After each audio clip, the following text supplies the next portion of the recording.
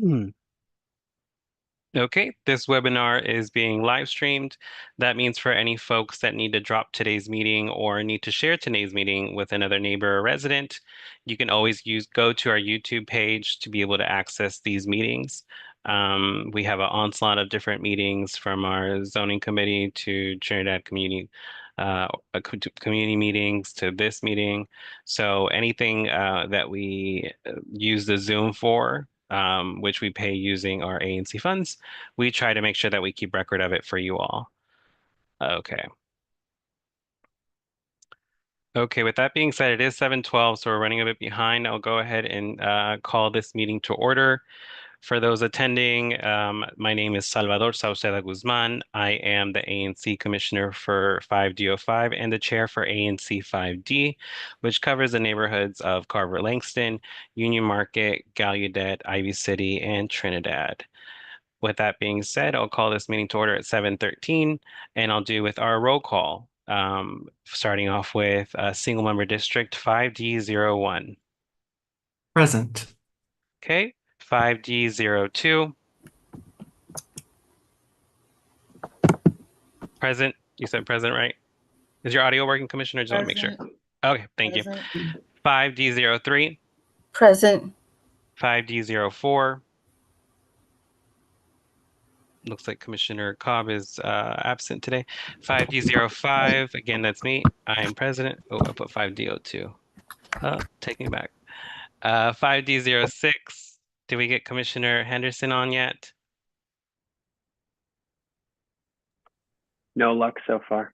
Okay, she might have tried joining again. Hopefully she can get on. 5D07. I don't see Commissioner McCollum. No. Okay, absent. 5D08. Yep, I'm here. I'm solo with my kids, so I'll be off video for portions of the meeting, but I'm here. Understood. And 5D09. That's Commissioner Blacknell. I don't believe she is attending tonight as either. Yeah, I don't see her either. I don't see Okay, her, McCollum, or Henderson in the guest list. got it. Do we have quorum tonight, Commissioner? I think we do with five out of nine. Thank you. Commissioner Rhodes, since you have a little bit of experience, can I ask if you can just keep us on time tonight for the meeting, just to make sure we're moving smoothly since our parliamentarian is absent? Perfect. There might be an issue with your audio. I don't know if you're just muting it early or not, but just want to make sure we can hear you. can you hear me? Yes, yes, thank you. Okay, with that being said, we're moving forward with tonight's meeting, and the agenda has been shared with the public. If you go to our ANC 5D website, you can easily pull up the agenda there. Or if you do get our emails and if you're on our listserv, you can also see the agenda that was served to you all last week. With that being said, um, we are going to go ahead and to move to adopt the agenda as presented to the public. Are there any additions that any commissioners would like to make to tonight's meeting or changes? Excuse me. Yes, yes, Yes, Commissioner Roblin? yes. I'd like to request an addition for the people from the Green New Deal and DSA be allowed to speak about the resolution that we're going to be voting on for the Green New Deal for DC's Green New Deal for housing. And also that they be allowed to answer any questions instead of me because they have way more knowledge than me and it's a bit complex. I don't have the appropriate knowledge, but they do. So, I don't know how many minutes are appropriate for them. 5, 10. Well, let's stop there. So there is a voting action item for this for what you're discussing, and it's already allocated 10 to 15 minutes plus 15 minutes for questions. Are you just stating that you request that they discuss the resolution over you? Yeah, definitely. Okay. Okay, so that time is already allotted. I don't think it's necessary to vote on that unless another commissioner has any objections. I don't know how many minutes is it that they'll get. I was hoping maybe they could get a few more.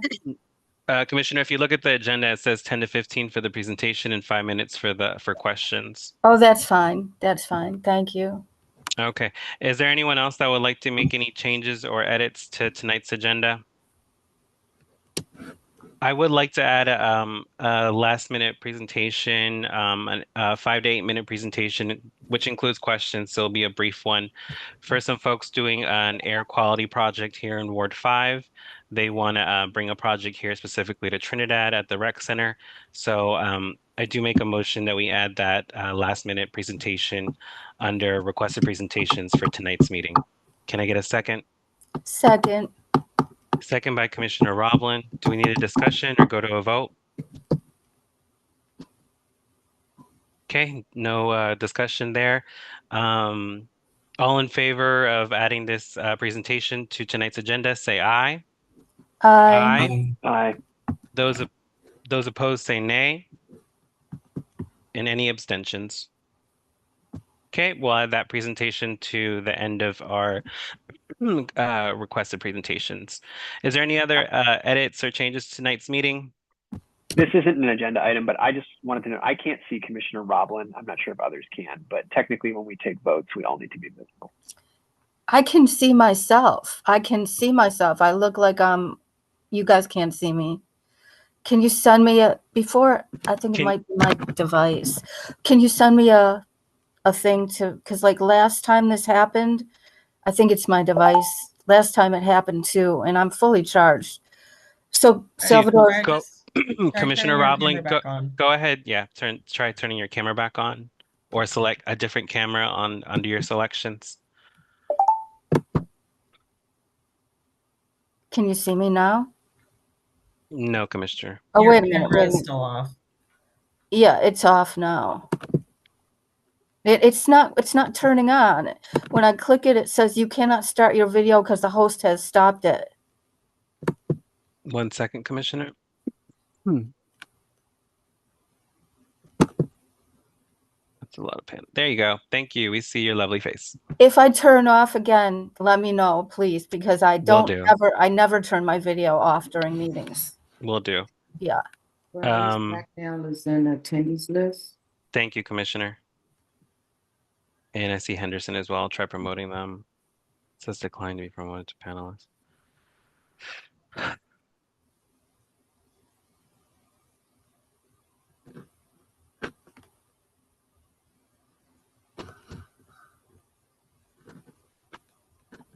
Mixbot, do you have access to our Zoom account to see if maybe there's a setting there that we can help Commissioner Henderson fix?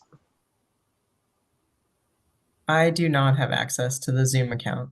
Okay, I'll go on the back end. I'll just double check again while we're working. Was there any other changes to the agenda? If not, I'll make a motion to approve as now amended. Okay, I move that we approve tonight's agenda as amended during tonight's meeting. All in favor, say aye. Oh, sorry, second. Can I get a second on that motion? Second by Commissioner Roblin. All in favor, say aye. Aye. Aye. Those opposed say nay. Any abstentions? Commissioner Rose, did you vote? I'm just making sure we're hearing you when you What was the vote? Because I didn't. Oh, hear if you approve tonight's agenda as amended. Oh, yes, aye. Thank you. Okay, carries. Tonight's agenda has been adopted. We have meeting minutes. Do we have those meeting minutes for this month, Commissioner? I don't see them on the agenda. I don't think if we updated them or not. If not, we'll have to wait to approve those in October. Commissioner Roblin? I didn't realize they were not on the agenda. I'm sorry. That's fine. Well, I'll move that we I move that we present the meeting minutes from last month for next month's meeting. Can I get a second on this motion? Second. Second by Commissioner Roblin. Those in favor of holding the meeting minutes for approval for vote until next meeting, say aye. Aye. Aye. Aye. Aye. Okay, motion carries. We'll move that till next meeting. We have our treasurer's monthly report, but our treasurer is absent tonight. So we'll be absent of report tonight. But we do have the need to approve time minutes for admin personnel. These were placed on the agenda and the public and the commissioners had access to review them. And always feel free to email us any questions you might have on some of the stuff that we're approving or voting on, such as something as simple as a timesheet. So with that being said, I acknowledge that we have those available to the public and they've been shared. I make a motion that I move that we approve tonight's. I'm sorry. I move that we approve our admin personnel's timesheets for the month of August. Can I get a second on this motion? I second. Second. Second by Commissioner Arbuckle. Those in favor of approving the timesheet say aye. Aye. Aye. Aye. Aye. Any opposed? And any abstentions? Okay, motion carries. That's approved, and we'll get our admin personnel to check for last month's time. Perfect. Okay, so with that being said, we have our commissioner reports, our standing presentations, which include our commissioner reports, public safety reports, the executive office of the mayor. We have one of our new mokers here tonight, and the Ward 5 council member's office, and we have Mr. Stout here tonight joining us. With that being said, I'll start with commissioner reports and allow 3 minutes for each commissioner. Commissioner Arbuckle, you're 5D01 in Union Market. You can go ahead and start. Hello, everybody. I just want to remind everyone to keep your eyes peeled for posters. Once I get a time for the DDOT Pedestrian Safety Town Hall, I will put up posters around Union Market area so that everybody can know when the town hall is. And that's all that I have for today. Okay. Commissioner Rhodes, 5D02 in Ivy City. Nothing too much. Today is Cornell Saint Day. We celebrate it every year in honor of Alexander Cornell, who founded the St. Louis Episcopal Church. They're still having services at 1514 15th Street Northwest. Please visit if you feel inclined to do so. Also, we just ask that if you see anything that's been dumped in the community, please put in a 311 request. We're constantly having whole apartment buildings dumped on Gaudet Street / Alexander Cornell Way. Please just put in a 311 request. Continue to pick up trash in front of your home. And if you want to go down to the neighbors or further down the street, please pick up that trash as well. Thank you. Thank you, Commissioner. 5D03, Commissioner Roblin, Southern Trinidad. Yeah, hi everybody. So we're gonna have a celebration of Trinidad called the Trinidad History and Future Fest on Sunday, November 10th. It'll be a special celebration of Trinidad commemorating Trinidad's history and future at the Trinidad Farmers Market, which takes place every Sunday from 9 to 1 at the Joe Cole Rec Center parking lot, 1299 Neal Street. The idea started with having a 100th birthday celebration for some homes in Trinidad, but it blossomed into something a lot bigger. And I'm hoping that Mr. Kim, the director of the Trinidad Farmers Market, he's one of the major organizers of the event, will be able to present at our next public meeting to tell you more about it. But there's going to be a lot of tables there, a lot of, historical information and other things. And I just want to remind everybody not to forget about our Trinidad Farmers Market. It's every Sunday from 9 to 1 at Joe Cole Rec Center, 1299 Neal, right near Trinidad Avenue. They have really, a lot of organic food, a lot of really healthy food from neighboring farmers. They sometimes have music, yoga, cooking, and other classes, and a lot more. So right now we have a situation with Jenks Hardware Store. It's called W.S. Jenks & Son, which is at 910 Bladensburg Road. Jenks is the oldest hardware store in D.C. It opened in 1866, so it has a lot of historical relevance, and the owner is very concerned that they may have to close because they don't have enough sufficient business and their taxes are very high. Like their taxes are twice as high as their neighbors' taxes, and that's going to get investigated. But I just heard about this yesterday from Mr. Kim of the Trinidad Farmers Market. He had contacted Jenks because of the Trinidad Celebration Day and its and the hardware store's historical relevance. Jenks is in Commissioner Henderson's SMD. I've been working with Mr. Kim to get more business for the farmers market. So we had a close connection, and he went to me for help with it because we had this prior connection. So I just heard about it yesterday. So Commissioner Henderson has not had the time to get as knowledgeable as I am, and it's an urgent situation because they may have to really close soon. So that's why it's me telling you about this, not Commissioner Henderson. I apologize to Commissioner Henderson, but she can get up to speed by speaking with Mr. Kim as well, and I'll connect you, Commissioner, if you'd like. So we're asking everybody to maybe try to stop going to Home Depot and Lowe's quite as much, and think about going to Jenks, because this is really a historic place. And also, I'll begin having Zoom SMD meetings in October on the second Monday of every month from 6:45 to 8. October 14th will be the first meeting. And I hope if you're in my SMD 03, you can sometimes come to the meetings. We'll be discussing everything, about our specific neighborhood. And I'd also like to basically have Zoom teach-ins on how to effectively accomplish making changes to whatever you want to change in your neighborhood. I'm not an expert. I'm a new commissioner, but I've learned quite a lot these last 2 years. And I invite all commissioners to share your knowledge and join me in helping people learn how to do these things on the Zoom calls. Right now, we only have 2 people that are interested. So we need more people who want to get the knowledge before we begin.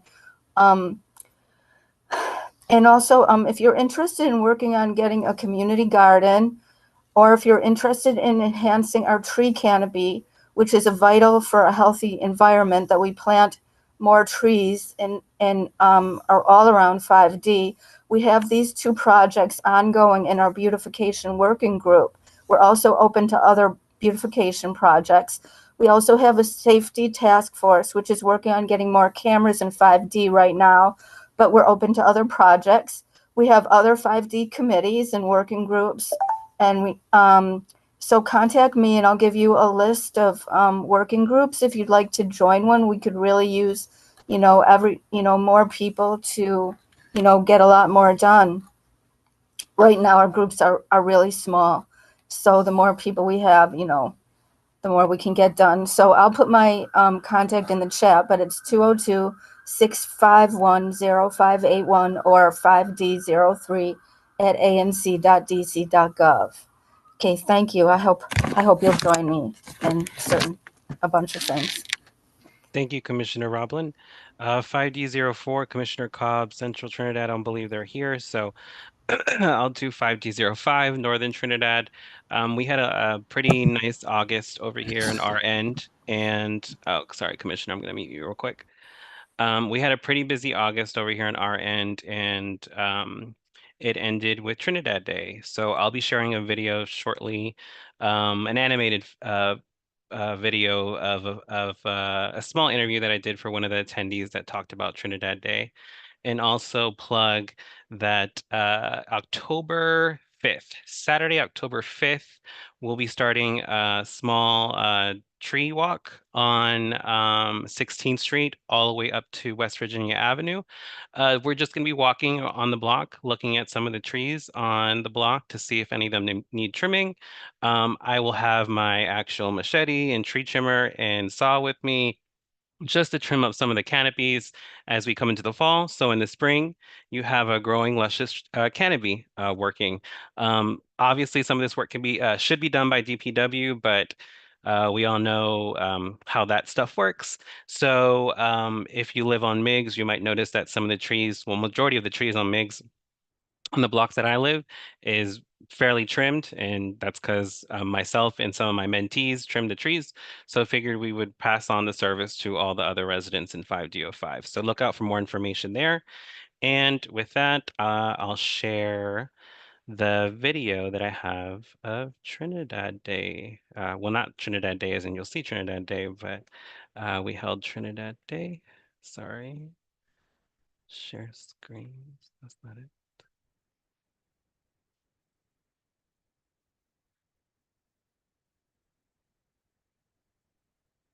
Okay. Someone let me know if you can see a heart. Can you see the heart? Yes. Okay, Yep. cool.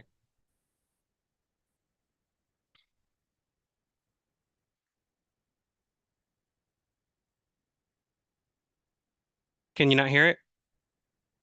Oh no, that's not good. Audio. When you share your screen, Commissioner, you might have to check a Famous. box in the sharing process to Understood. bring the audio through. Thank you. That's why we have you here. Okay, let's see. Can you hear that? No, nothing. Oh, this might not work.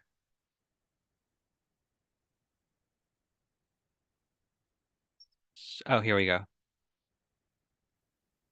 Thanks. I found the box. So I'm here with a former resident of Trinidad that just attended Trinidad Day. They personally don't feel comfortable showing their face, but they do feel comfortable sharing what they have to say. So, madam, again, what do you think about Trinidad Day, and is there anything we can add for next year that we can make it even better? Trinidad Day today was awesome. It was awesome. It was uplifting. It was friendly. It was family oriented. It was enough food. The gathering was really, really nice and peaceful. Everybody loving on one another. It was so good to see so many familiar faces. You know, we're losing so many people in our community. So many people are dying, some from violence, some from old age, some from natural causes. But the ones that are still around, it's a joy to meet together like this. And for next year, what I would like to see is more publicity, more advertisement, you know, more letting the people know, because I actually got on the phone today and called several people myself and told them I should have called before them, but I forgot. And I put a flyer on Trinidad's alumni on Facebook. Because we have a alumni committee on Facebook. And so I put that on there yesterday and put it on there again today. And so many more people came out. It was so exciting. I mean, it's so many people up there that's still up there that's having a wonderful time. Yeah. So I'm really looking forward to next year coming out again. Thank you for coming. We appreciate you having here. All right. And thank you guys for taking over. You're doing a great job. I appreciate that. We do. We try, and I do appreciate y'all. That spirit that y'all have, it's still here, and it's with a lot of these good folks that either work here at the rec center or that still do business in Trinidad or still got family or kin here. So we appreciate y'all coming back. All right. Y'all have a good one. See y'all next year. So I just wanted to share that because I think it's very important that we continue to foster community events such as Trinidad Day. Trinidad would have another celebration in the fall. Carver Langston has had some celebrations as well, and Ivy City is not afraid to celebrate and shake their tail feather as well. So just want to make sure support these kind of events. If you can attend, share a flyer, let your neighbor know it's happening. So love to see more folks participate.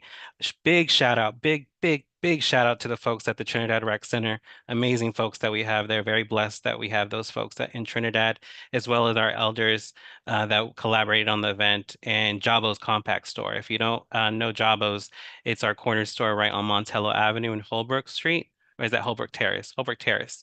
And great people there support their business. It's a local business in Trinidad.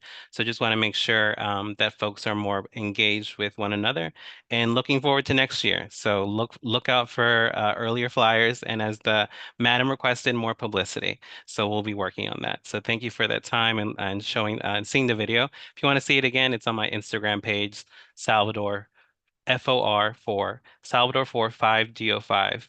So thank you. 5DO6, that is Commissioner Henderson. Have we been able to get them to come on?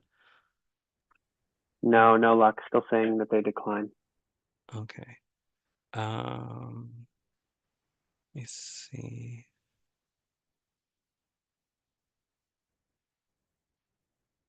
Commissioner Henderson, you can be unmuted if you could speak for your SMG. Are you there? Yeah, you can hear me.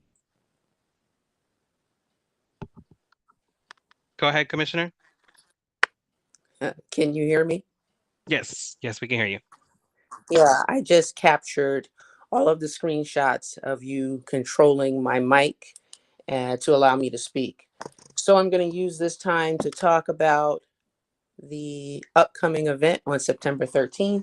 We are grilling with MPD. We're going to have Lieutenant Lacomic as our grill master. We'll be at the Starburst Plaza grilling hot dogs and hamburgers starting at 5 p.m. And at 7 p.m., we're going to go across the street at the CVS and we're going to see Bob Marley's One Love, courtesy of DPR. So we're doing lots of great things in terms of positive programming in our community.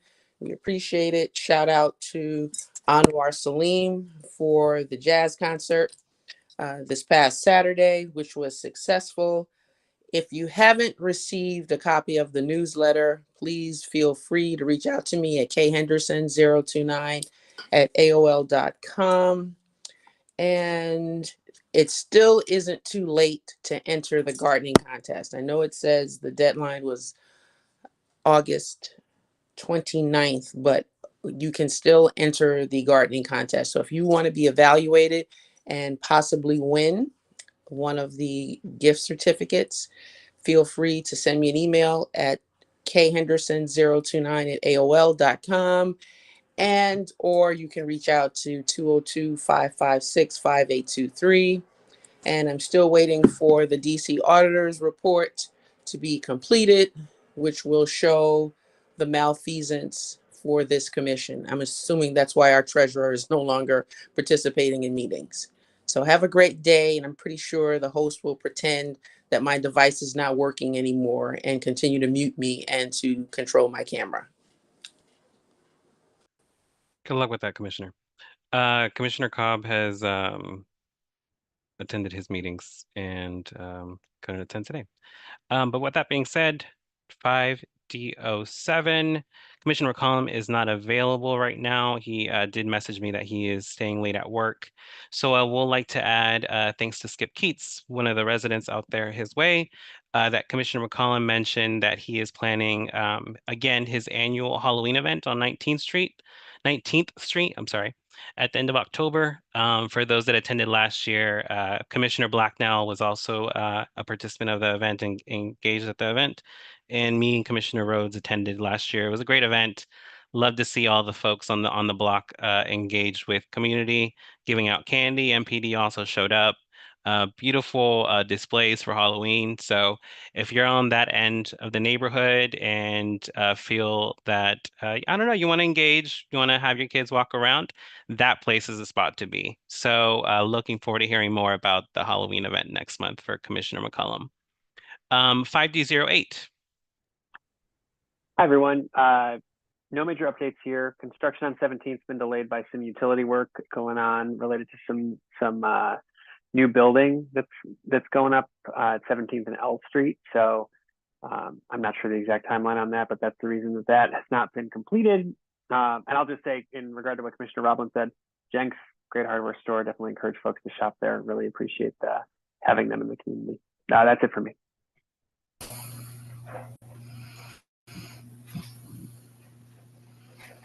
Thank you, Commissioner. And 5D08, 5D09, that's Commissioner Black now. Good evening, everyone. I had a signing month last month. We had National Night Out Night here at Carpenter's.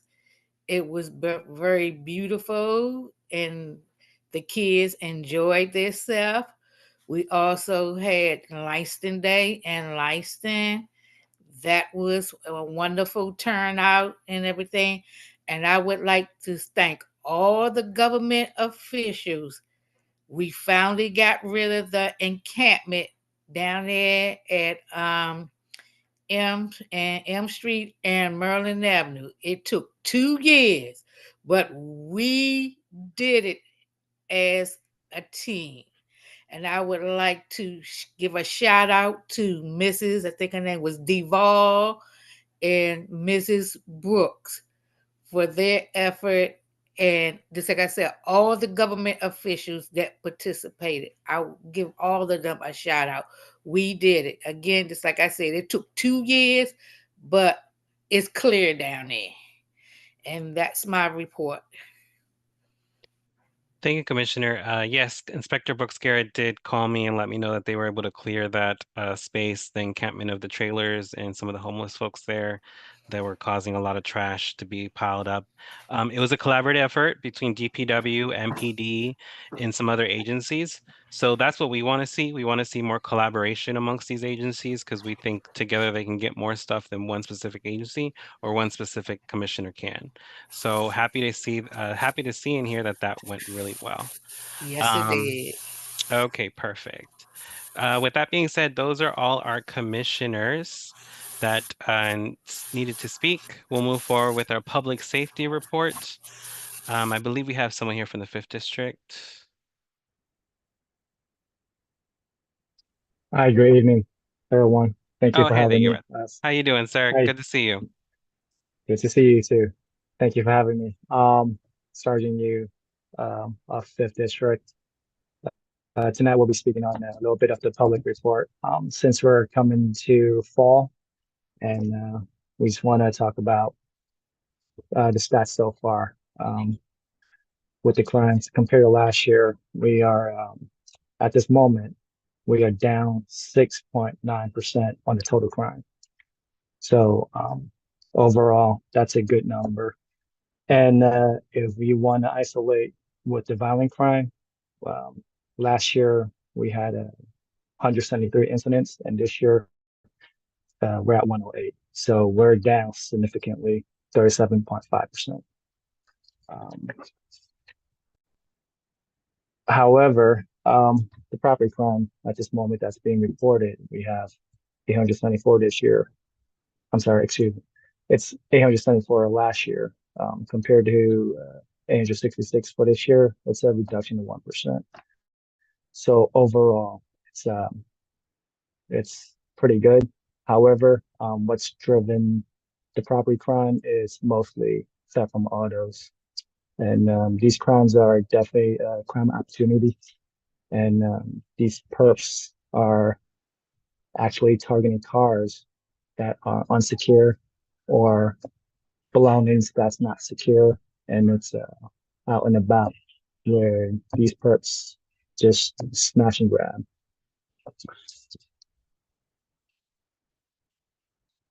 So at this moment, we're looking pretty decent, about 7% down this year. Okay, I'm going to open up the floor to questions from the commissioners. If there are any participants that are attending tonight's meeting, you can go ahead and ask a question via our Q&A option, or I'm sorry, there's reverb somewhere. You can ask via the Q&A option, or if you're one of our senior citizens, you can use the raise your hand function, and we'll allow you to speak directly with Sergeant Yu. Sergeant, I wanted to give a, a minute of my time to one of my residents that lives on Sims Place here in PSA 506. We've Mhm. seen a serious uptick in crime in 506, specifically on Sims Place. We've seen a dramatic decrease on Rom Street, but the uptick has occurred directly on Sims. We know, McCurb, you have the option to unmute yourself. We know that there is great surveillance and patrol on Mount Olivet, but some of it has been trickling and staying on Sims Place. I'll let McCurb speak directly on it. McCurb, you can unmute yourself to speak.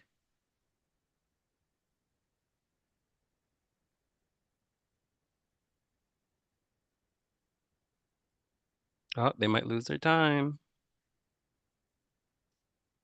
Okay, well, we'll keep it moving because we're slow on time. So I'll come back to that. Does another ANC commissioner have a question? Yes, Sergeant Yu, I'd like you to provide additional resources and patrols in the 1200 block of Staple Street Northeast.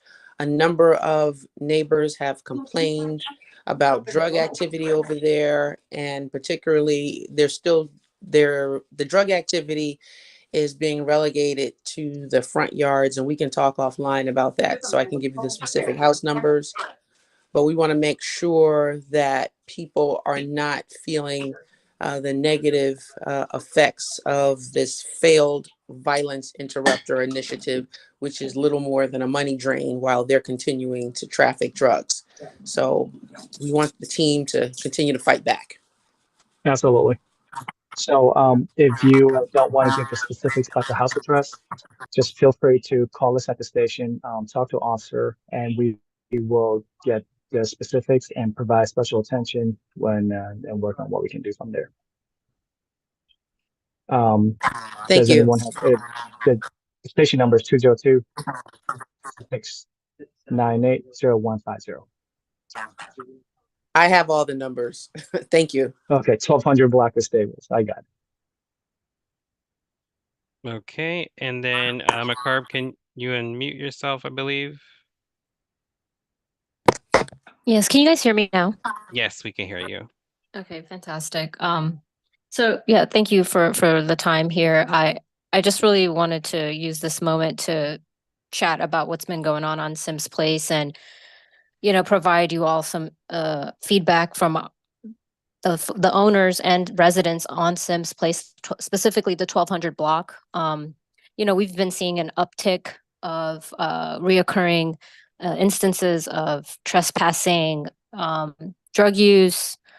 I think some folks have even witnessed people with, firearms and what have you. And so it's been creating a lot of stress for the residents there and angst. We're doing everything we can by installing cameras and trying to capture evidence that we can provide. And really, we're hoping that various initiatives can be put in place to help support the community there. And yeah, I just really want to emphasize the point that there has been a significant uptick. I know you just gave a brief on the 6% reduction there, but it's been drastically different for us. And I don't know, how to really say that, and emphasize that point more. But like there was a shooting last week, and I spoke about this, and really shook everyone up on the block there because it hadn't happened in a while. And so anyway, we're just hoping to see if there are other measures that can be taken to really help our block, our community. That's really all I had. Over. Thank you.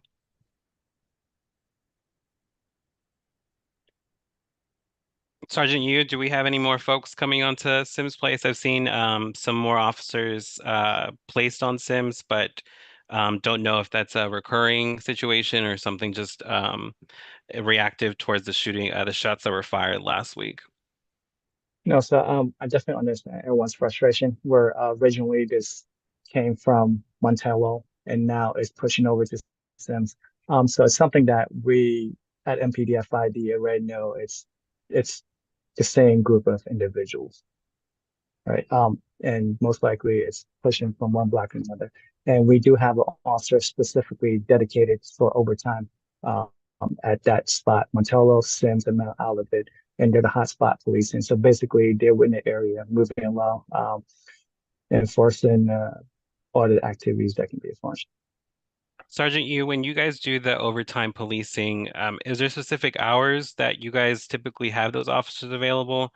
My understanding from the residents on Sims Place is that whether it's day or night, it's the same activity. And I know the 5th District has been good at bringing in officers at night here in 5D05 in Northern Trinidad. I'm just curious if we're able to use the same resources during the day. So basically, it's a matter of what resource that we have. And we will continue moving pieces from one to another based on the citizen feedback. Got it. Okay. We'll follow up at our public safety meeting, which is going to be at the 5th District on Thursday, September 26th. So for any folks that care about public safety, please attend. Please attend. Please attend. I sound like Vice President Harris for a second, but please attend. We need residents to show out and state their concerns directly with the Metropolitan Police Department. So we'll share that in an email, but the next public safety meeting is going to be at the 5th District on September 26th at 7 p.m. Show up. Thank you. Any other questions from commissioners or the public on public safety? I don't see any questions in the Q&A. Oh, Uh, yes. Commissioner, I see a question from Skip Keats in the chat. Do you mind if I just read it out? Sure, go ahead. Skip says, I would like to know the status of the incident on the 22nd of August that led to the blocking of I Street Northeast between 18th and 19th Streets. A window in my condo building was struck by what was probably a bullet. Our condo board is not happy. I am the condo representative to the ANC.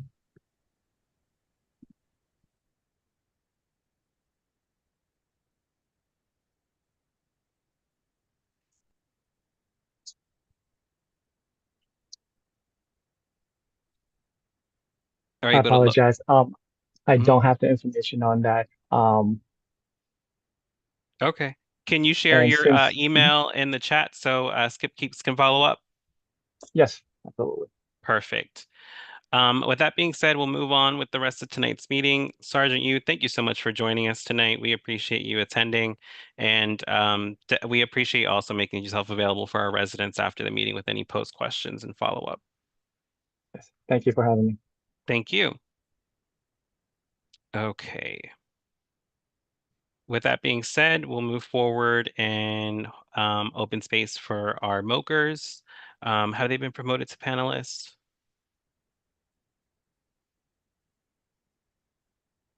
If our mokers are in attendance, if you want to use the raise your hand feature, we can, there you are.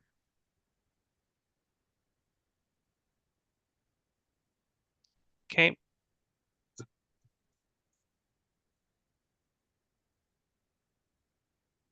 Hi, Christian. How are you?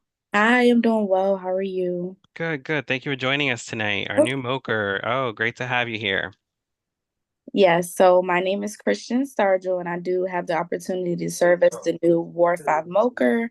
And I'm here to assist. I'm happy to join in. I can talk a little bit about what we do as Mokers. So we're basically we serve as the eyes and ears of Mayor Bowser. I think someone is off Sorry, on one mute. second. There we go. Okay, perfect. Thank Thank you. you. Sorry about that. So we serve as eyes and ears, which is why we join in meetings like this, so we can just take all the information that we hear here, any flags, and we send that up to leadership, and then they filter the information to the mayor. We're here to assist any concerns. I know I worked with Commissioner Rhodes on a illegal dumping situation recently. So anything like that, you guys can forward it directly to my email or shoot me a text. I dropped my contact information in the chat already. And we also do rapid. So shootings and fires are what we report. And we serve as a support system for residents through those situations as well. So there are no updates or flags at the time. We are continuing to push the back to school guide, Mayor Bowser's back to school guide. It's a guide full of resources for parents and their children throughout the school year. That includes programming, after school programming, um, preparing for next year. It's a whole book full of resources for children and their parents. And I've dropped the link to that online guide in the chat as well. And like I said, anyone needs to contact me outside of this, I've put my information and you can go ahead and shoot me an email or a text or give me a call. And I look forward to working with you all. And thank you for having me. Thank you, Christian. Looking forward to having you here with us in 5D as well. And if there's any questions from the commissioners for our new moker, I'm sorry, Christian, did you state what the acronym standed for our new folks that might be joining for the first time? Yes, so MOCR stands for the Mayor's Office of Community Relations and Services. Perfect. And as Christian described, everything that they do is community related and based. Are there any questions from the commissioners or from the public? Friendly reminder to use the Q&A if you want to ask a question. Since we're short on time tonight, we won't be able to answer questions from the chat, but we do have one that I'll state directly, Ms. Ola Brezhnak. Are there any updates on the park at the corner of L Street, Northeast, and 19th Street? Don't know if Christian will be able to answer that, but Yeah, or but I Go just ahead. wrote down that, and I can go ahead and provide you an update whenever I receive one regarding that. Perfect. Thank you. Mhm. Commissioner May, I don't know if you have one or status on that for any reason. Okay. Don't see anything in the Q&A directly for Christian, but we appreciate you having you here. We look forward to seeing you to some more meetings. And welcome to 5D. Welcome to Ward 5 on our end on this front of public service and engagement. Yes, thank you so much. I really appreciate it. And like I said, I can't wait to work with you guys. Thank you so much. Have a good night. You too. Thank you. Okay, I know we have Mr. Oliver Stout here from the Ward 5 Council Member's Office. So whenever you're able, go ahead, Mr. Stout, and do your thing. Hello, can everybody hear me okay? Yes, sir. Okay, so I'm Oliver, the Constituent Service Coordinator for ANC's A, B, and D. Um, and as far as updates, we don't have that many, so this is probably going to be a fast one for us. After that, I'll also go over a couple of things that was mentioned during the meeting before that I overheard that I probably could speak to. Outside of that, we'll be having our Ward 5 Day at Nats Park. That is this Thursday at 6:45. If neighbors would like to join, I will drop the link for that. The Washington Nationals are going to be hosting our Ward 5 neighbors. And they're going to be playing the Miami Marlins.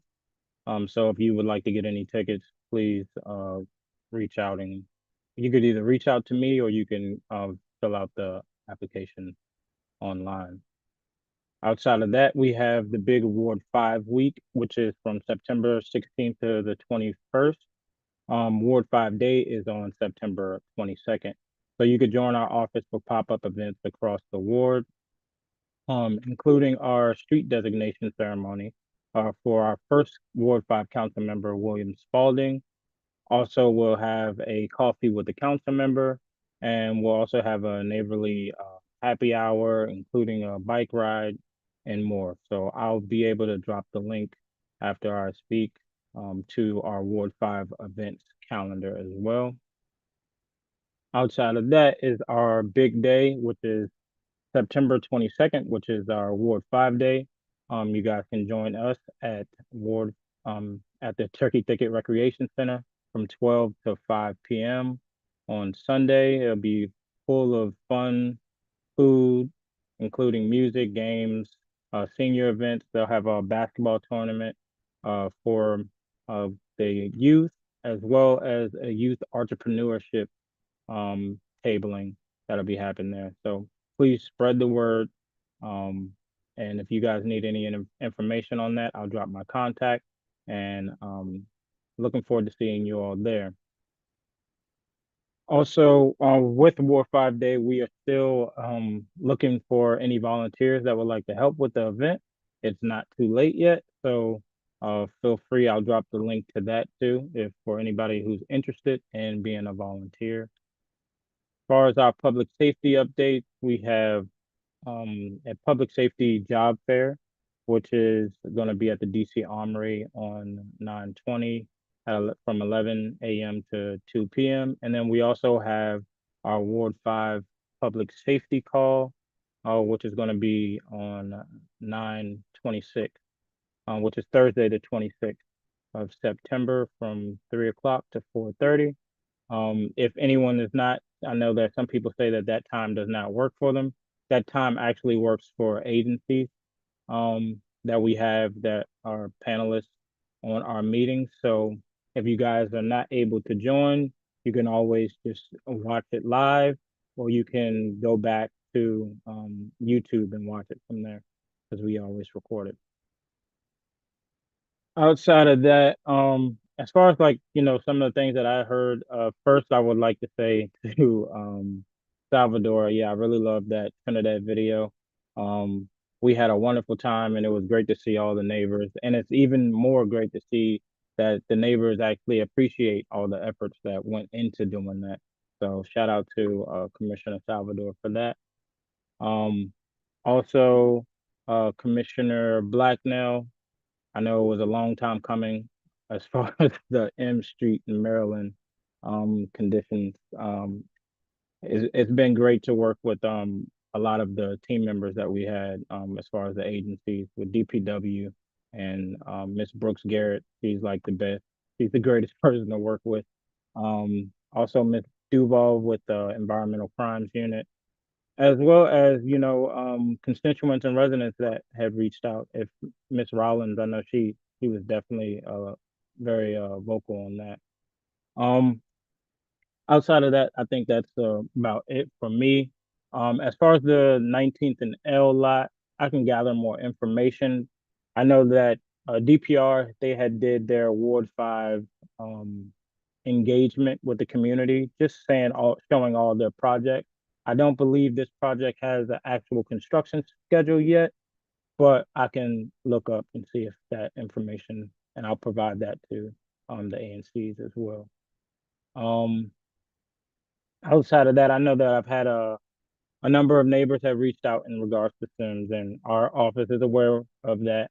We are also working with NPD as well as the Attorney General's office with OAG to try to get assistance with having some of those areas declared a nuisance property. In turn, I think if Circle 7 is one of them. Just to try to get some more additional services and try to disrupt the activity there. I know a number of neighbors had, reached out. And again, I kind of lead the office as far as interfacing with our public safety apparatus, which is MPD, FEMS, and our violence interrupters as well. So if you would like to just give me a call, if there's anything that you would like for me to bring to the attention of the council member, that's another thing. Or if you would like me to, give you any updates on as far as like investigations on certain incidents that have happened, I'm happy to help you out there. So I'll drop my contact information and you guys could always feel free to reach out to me anytime. If I don't answer, you can leave me a message or shoot me a text. I promise I'll get back to you. But that's enough. That's all from me as of right now. Anybody have any questions? Feel free to. Thank you, Mr. Stout. Don't see anything in the Q&A. If there's any questions, commissioners with questions, you can use the raise your hand function. I'll get to you. As long also for our seniors that want to speak directly. Mr. Stout, I know that the commander at the 5th District has shown interest to help get a physical camera installed on Sims Place. We had and have on and off a mobile camera on Montello and Sims, but some of the activity that you might have heard Merkeb speak on is more in the central block, more towards closer to the end of Trinidad Avenue itself. Would Okay. this be something that the council member can help push for us to get when it comes to this kind of activity that Sims Place is seeing? I do note that cameras do help in terms of maybe keeping repeat offenders off the block. They might not be able to deter activity sometimes, but we may be able to track some of the activity that's been occurring by the same actors. Yeah, most definitely. I mean, we're happy to try to flag that for MPD. Again, whenever it comes to cameras, of course, our office can make recommendations, but they use data for their Yes. decisions, and we don't Yes. have any control over that decision-making process. But we could always do recommendations, and Altieri has been a great partner. Hmm. So a lot of things that we've had in Trinidad, as you can see, we ended up getting once we asked for it, right? Yes, So and I will also note that the drug-free zones, um, they were making segue on those when they were implemented over here in 5D05, and I mhm, know the residents on Sims Place would like to see those come back. We know that the protocols that have to fall in terms of making sure that they're not consistent like every single day. It's a certain yeah, time frame, right? yep. But again, if you can put it in the council member's ear that we're looking for those kind of resources at this time outside of what MPD is already providing. Yep, I'm happy to do that. Thank you, sir. No Are there problem. any questions from other ANC commissioners? No? Okay, perfect. No questions from the public. Okay, Mr. Stout, so that looks like it's everything for you tonight. Have a good time at Ward 5 Day at the ballpark. and keep doing what you're doing. We appreciate your Yeah, time every time we see you out here on our end. no doubt. Thank you. Thank you, sir. Okay. Okay, folks, we're doing good on time right now. If you look at our agenda, we have two requested presentations. We have one being provided by DDOT to discuss the bridge at the Arboretum connecting, I believe that's Maryland Avenue, and also the Ward 5 Air Quality Project that Leo would be presenting on. Do we have our folks here present for from DDOT? Yes, good evening, Commissioner Guzman. I see that my camera's not working right now. It is on. Um, Okay. Well, luckily you don't have to vote on anything, so yes.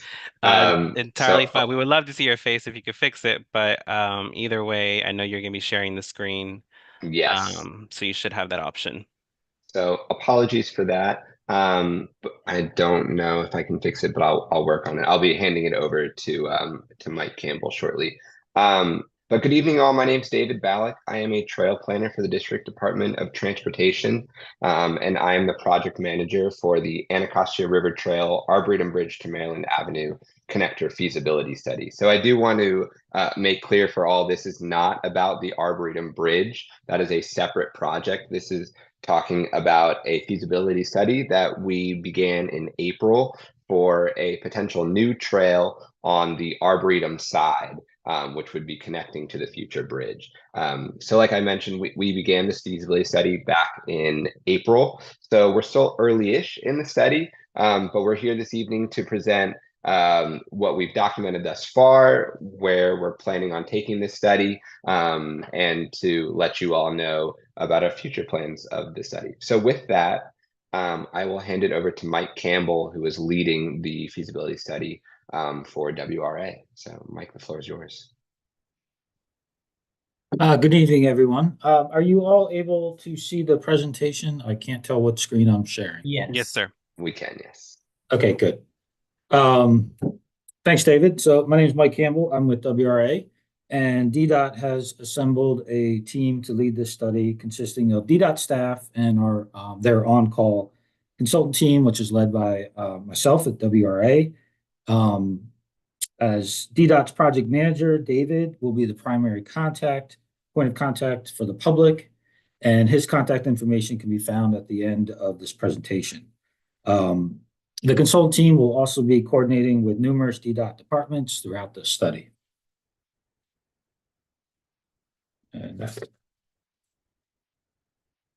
So the primary objective of the study really is to broaden the community's access to safe transportation alternatives. The study area shown here in red is bound by the Anacostia River and the Langston Golf Course to the east, the National Arboretum to the north, and the Trinidad and Kingman Park neighborhoods to the west. The approximate 1 mile long Arboretum Bridge to Maryland Avenue Trail will connect the new Arboretum Bridge, which is scheduled to go to construction, David, in 2025. Is that correct? That's the current hope. Okay. And that'll then connect to the city's roadway network to the west at Maryland Avenue and M Street. So I was happy to hear the update on earlier on the clearing out of that intersection there. So that's great to hear. This connection will significantly shorten travel times for several of the neighborhoods, further increasing the equitable access to the trail network, as well as the natural and cultural resources in the area. So the feasibility study kicked off earlier this spring. It's anticipated to be completed by the spring of 2025. We've completed our existing conditions analysis, and with this meeting, we're kicking off our public engagement event and process. So we've scheduled our first public meeting in October, and we'll begin developing the concepts based on the feedback we hear from the public. Hopefully you can all join us at that meeting in October. More details to follow. Once the concepts have been developed later this year, we'll present them to the public over the winter and then finalize the study next spring in 2025.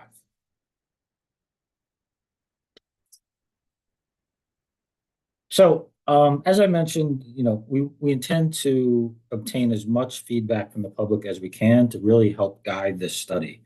We've also been working closely with the National Park Service, and we'll continue to coordinate with the adjacent stakeholders in the neighborhoods, make sure we're meeting the goals of all the stakeholders, the neighborhoods, as well as the general public.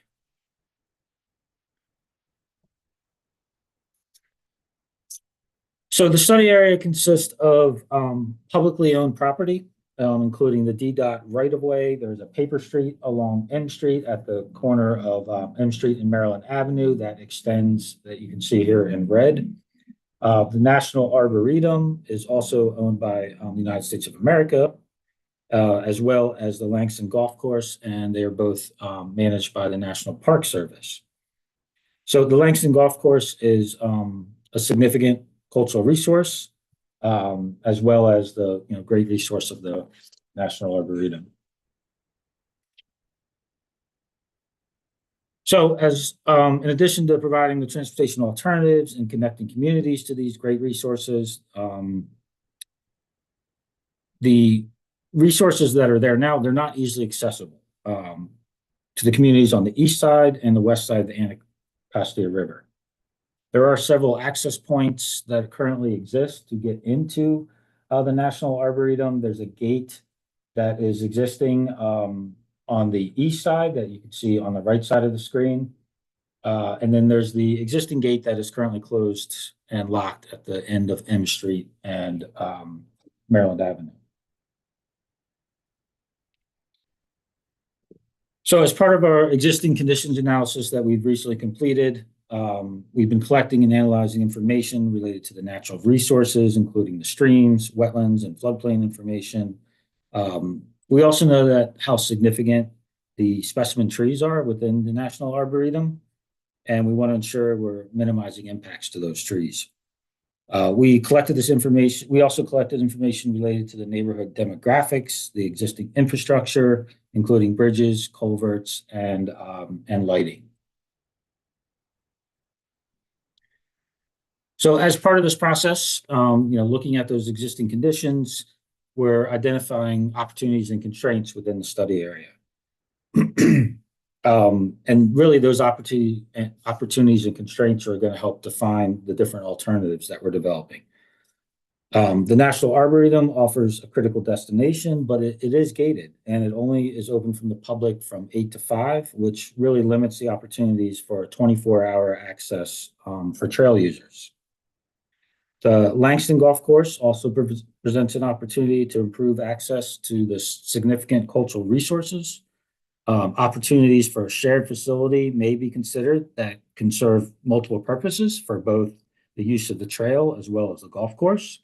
And it's great that we have both of these entities as partners on this project.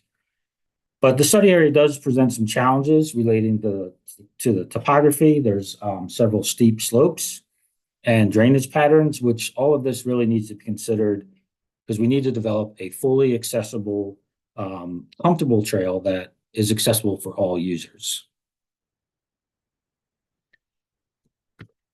So on behalf of DDOT, I'd like to thank you all for attending our presentation tonight. We hope you can all join us at the public meeting in October. And please follow along at the link that you see here in the presentation as the study progresses. We'll be providing updates to the public. We'll be announcing our public meetings and posting the alternatives as they're developed, and ultimately the feasibility study would be posted at this link as well. David, did you have anything else to add? No, that was great. Thanks so much, Mike. I know that we do have a few minutes on the agenda for some questions, so happy to answer any of those as that pertain to this project. Perfect. If there's any commissioners with questions, use the raise your hand feature and we will allow you to speak. If there's any questions from the public, please use the Q&A function on the Zoom or use the raise your hand feature if you're one of our seniors. I see Commissioner Blacknell has a question. Commissioner Blacknell. Well, I don't have a question. I just would like to say I am very pleased and happy to hear that, well, it's not the back gate, the gate at Maryland Avenue and M Street was actually the original main entrance to the Arboretum. And I am so excited and pleased to hear that finally something is going to be done with that little area. My constituents and a whole bunch of other constituents in different SMDs have been praying and asking in reference to the M Street and Maryland Avenue gate of the Arboretum. So I'm very excited and happy to hear that something is finally going to be done. Great, thank you. Yes, I'll note that it's a long way to go on this project. And as far as actually getting access to the Arboretum, that's something we'll have to continue to work with the U.S. National Arboretum on. But it's a possibility that we're excited about, and we'll definitely keep you updated going forward on. Yes, thank you. And I'm also the ANC commissioner for the golf course too. So I would like to, please give me an update of what's going on. Absolutely, yeah. As Mike Kimball mentioned, we'll continue to have public meetings for this, and that's where our updates will especially be. But Commissioner Black, now I'll take down your email and make sure that you're in the loop as well. Thank you so much. Thank you. Perfect. Mr. Balick. Sorry, I was going to ask a question. You mentioned that there was data collected from this study. Is that data going to be made public? I think you said you all collected data on demographics and some of the area itself. How can we get access to that information? Yeah, once we wrap up this feasibility study, we will post the entire feasibility study on the website that is in this QR code here. So as soon as that's all wrapped up, which will be at the end of the spring, we'll make that public and share with everyone. Perfect. Thank you so much. You're welcome. Commissioner Henderson, you had a question? Mr. Balick, I am very concerned that you and your team have started with a feasibility study without actually engaging with the community. So then you're going to go out and collect all of this data and then come back and pretty much present it to us and tell us what needs to be done. That is the wrong approach. We've been working with the Arboretum, and the district partners. We have in place memorandums of understanding. So we are stakeholders. We've met with the director of the U.S. National Arboretum to talk about reopening that main gate. So I am just really disappointed that you all make a decision that is not community centric, community focused, and community inclusive. So you should be starting with the ANCs. The first things you should have been doing is reaching out to each of the ANCs. So even though that part of the Arboretum, that main part interest is actually in 5D09, as the affected commissions, you should be reaching out to pretty much everyone on this commission, and you haven't done that. So I'm concerned about that. And I'd like to I am requesting a copy of all of your documentation, including your demographic information that may not even be accurate to date, because this is not how you're supposed to go about engaging the community or supposedly undertaking efforts that are going to improve the community. You need to start with the actual community. Thank you for your feedback. Yes, as I mentioned, we're still very early in this feasibility study, and it's a study to decipher and understand what are the options that we have here. But we will continue to work with you all, and are very excited to hear from the community moving forward. So thank you. Yes, great. I'm requesting the documentation that you've amassed thus far. Understood. Yes, thank you. Mr. You understand it, but are you? Mr. Balick, it's my understanding that you're going to make this information available to the public via the website displayed on the screen here. Correct. Yes. And can you reiterate the timeline again for this level of engagement? You're meeting here for the first time with the ANC, and moving forward, what does that look like with the public so everyone's aware? Yes, you can see on the screen now. Thank you, Mike, for going to this slide. We'll be having our first public meeting on October 15th. That link will be shared as soon as it's created.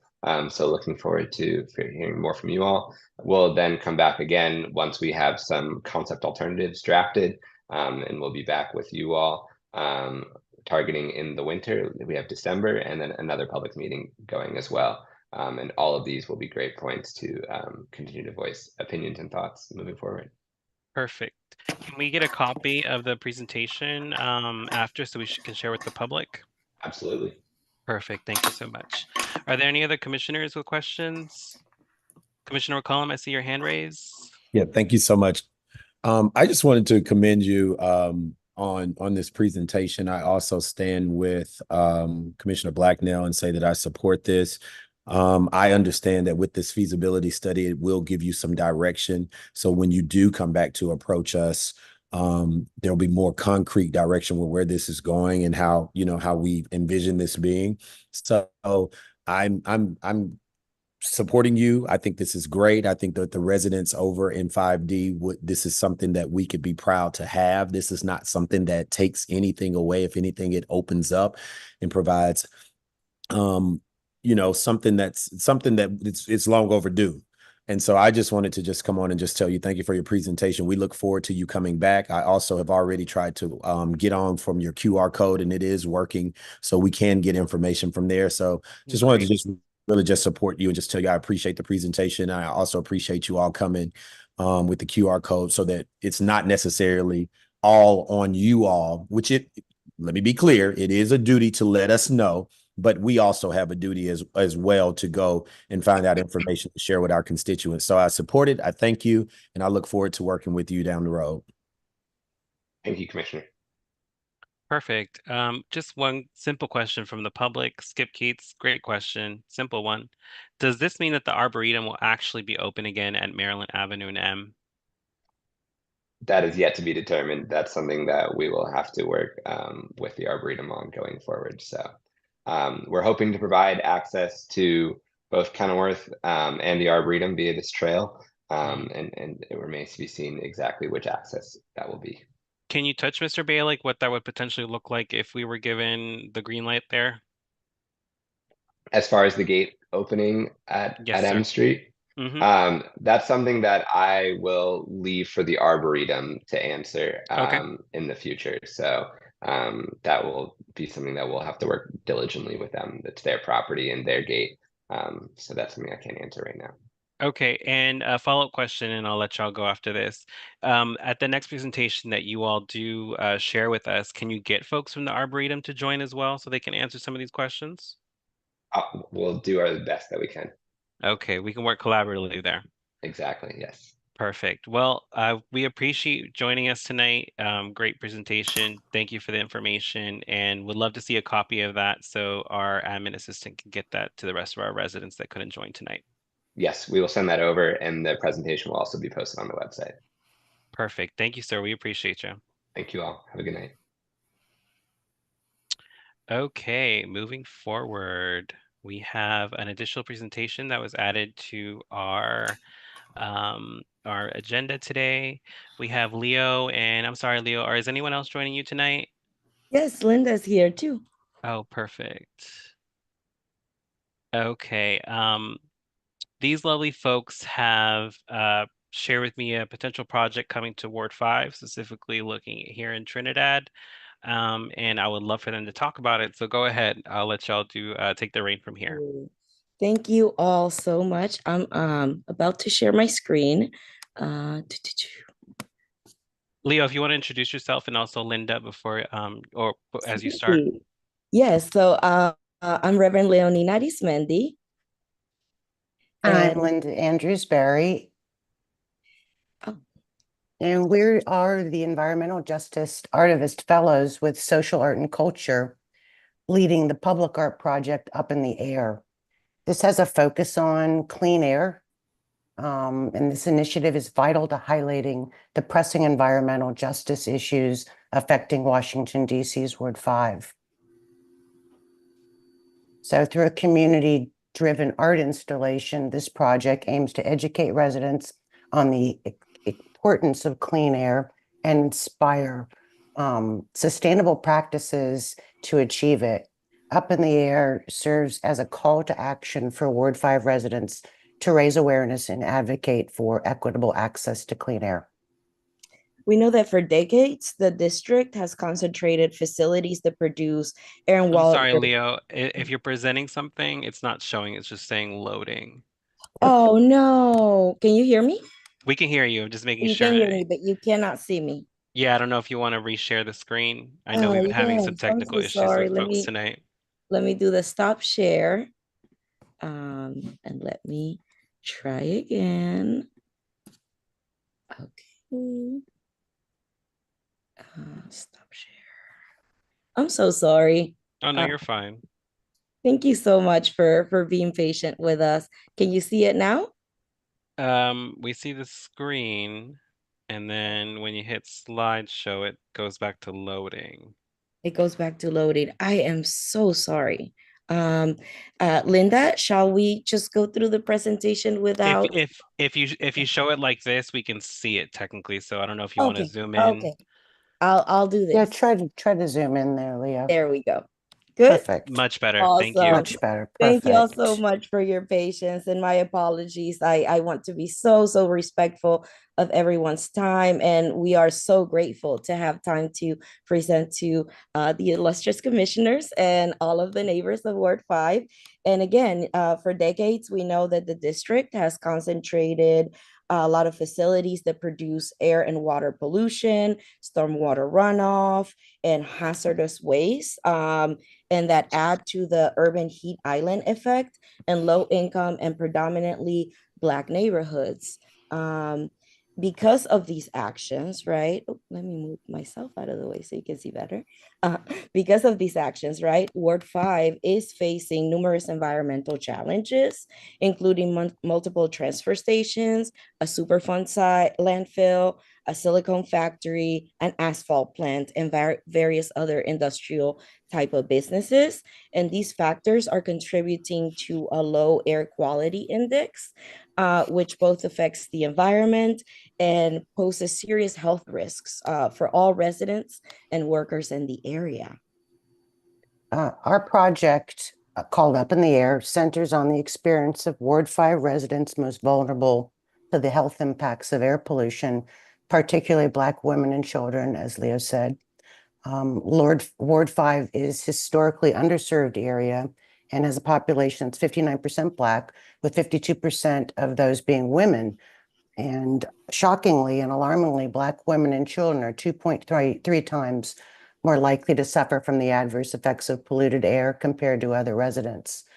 This clean air focused art project specifically supports Black mothers and mothers to be in Ward 5, but it also resonates with all who yearn to understand the profound difference of a clean environment.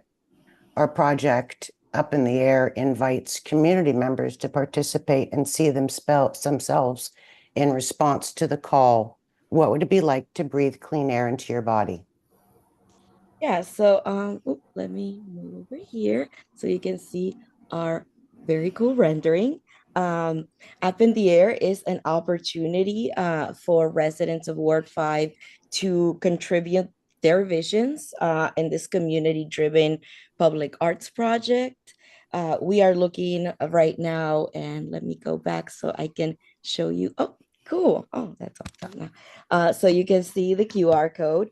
We are currently inviting professional, amateur photographers, any resident of Ward 5 to submit some beautiful images, an image of either self-portrait or photography with the prompt, what would breathing clean air, what does clean air feel like to you in your body? And so we are inviting Ward 5 residents to submit their artwork. This artwork will be included into this beautiful piece. This is just a mock-up that Linda created, which is beautiful. With some of the pictures that you see here are folks in our cohort, but we are going to replace those with pictures from Ward 5 residents and the artwork that is submitted to us. And we are super looking forward to Ward 5 Day. We're going to be there creating some cool workshops with Councilman Parker's office. And yeah, submit your artwork to us by September 14. Tell all of your friends in Ward 5, tell your neighbors and aspiring artists to connect with us. We envision a work that is truly representative of Ward 5. Yeah, I'm going to drop the link also in the chat. So, but if you can scan the QR code, it also goes to Social Art and Culture's website, which is a little website of ours also explaining more about the project. And please tell your friends, tell your neighbors, tell any artists and non-artists and photographers about this project, and ask them to submit so they can see themselves in a really important public art project. And wanted to recognize that we were wanting to be very mindful of time. We have a very much longer presentation where we present you some of our community partners like Young Gifted and Green and Empower DC and Defensores de la Cuenca, grassroots organizations that are doing the work on the ground with residents of Ward 5 on the ground to, tackle these issues. So we're just using our art to amplify those causes already. So any questions, just let us know. Perfect. Thank you so much. Thank you. Simple question to you lovely ladies. How is this I guess how are we connecting this to 5D, ANC 5D? What are any goals with the rendering or anything of that? Absolutely. So we're really excited because as you can see, this mural is not a mural that we would be painting. It's actually going to be printed in a very large banner, and we plan to travel it around Ward 5. So we're hoping that one of the sites will be UDC. We're talking with them at the Lamont Riggs campus, but we're also talking with Salvador and hoping to connect with Parks and Rec so that we can bring this beautiful project to the Trinidad Rec Center as well. And again, we're offering some cool workshops coming up so that we can create some art together and talk about these issues with our community organizing partners. Yeah, anything that you would like to add, Linda? Yeah, we're really trying to support the 2023 Environmental Justice, Amendment Act from Councilperson Parker's office, and that is one of the things that we really want to do. And we have a survey that we've done of some of the important issues of residents that have really influenced how we approached this project. We have some great workshops, as Leo said, coming up on the 22nd, and they will allow as many Ward 5 residents as possible to participate, either with the painting of the birdhouses or with the photographs that we're going to be taking. Yes. Perfect. I'll open up the questions for the public to use the Q&A and the raise your hand feature. Are there any questions or comments from the commissioners?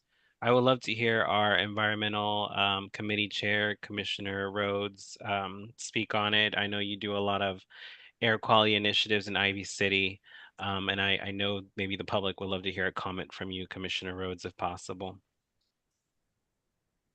Sure, and I just want to thank you all for this beautiful presentation.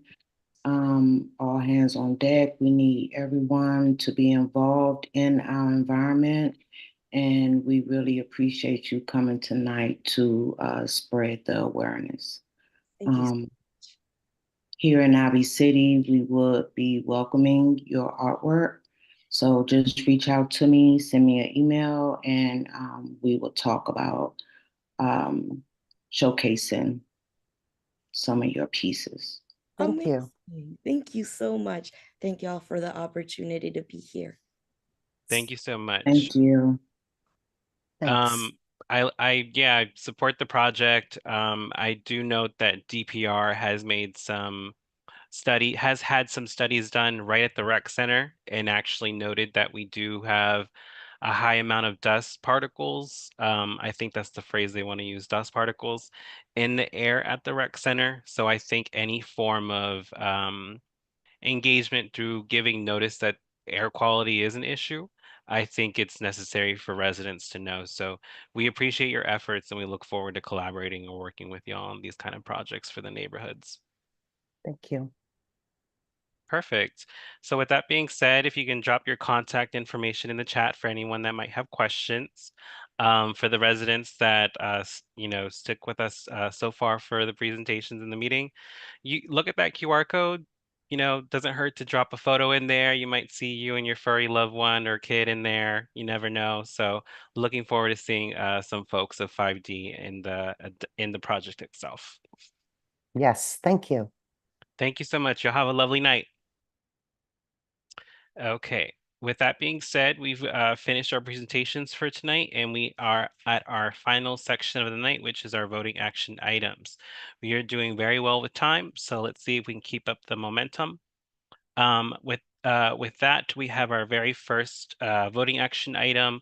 If you look at the agenda, myself and Commissioner Arbuckle have drafted a proposal to get an ANC 5D history study done for ANC 5D, which would encompass the neighborhoods of Union Market, Ivy City, Trinidad, and Carver Langston. As you see, I didn't mention Gallaudet, as we believe that they have resources to do a study such as this. So feasibly, we decided just to exclude them on this kind of study, which would pretty much involve hiring a historian to do a deep dive on the land history of ANC 5D. Many of us are not aware of a long, rich history that's touched this land, and I think it would be a great opportunity to create um, a opportunity for research and a repository of this research to be made available to the public. So we're more aware of what stood here on the grounds that we step on and sleep on today. And yeah, Commissioner Arbuckle, can you touch a little bit on the proposal?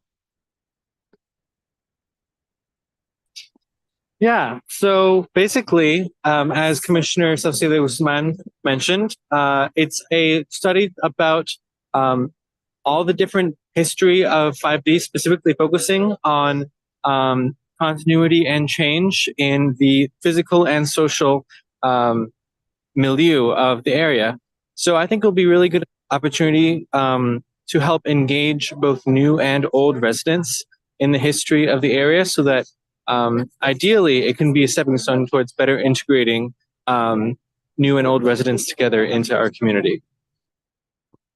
Thanks, Commissioner.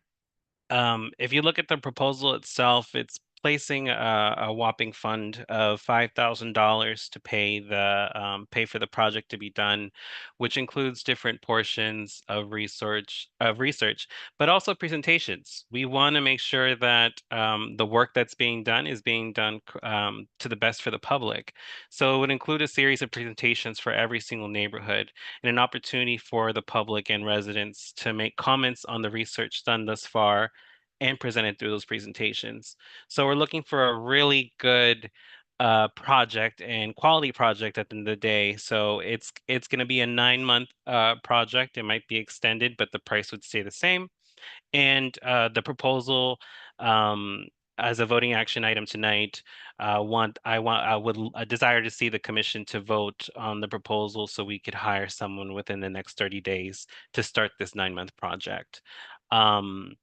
Other than that, I'm open for comments or questions from the commission. Again, we put a price tag of 5,000 on it because we know as for experts to be paid for at least 100 hours of work, 50 at an hourly rate is fair for experts and people conducting this kind of research. So yeah, open to any questions from commissioners or the public. Love to see some discussion.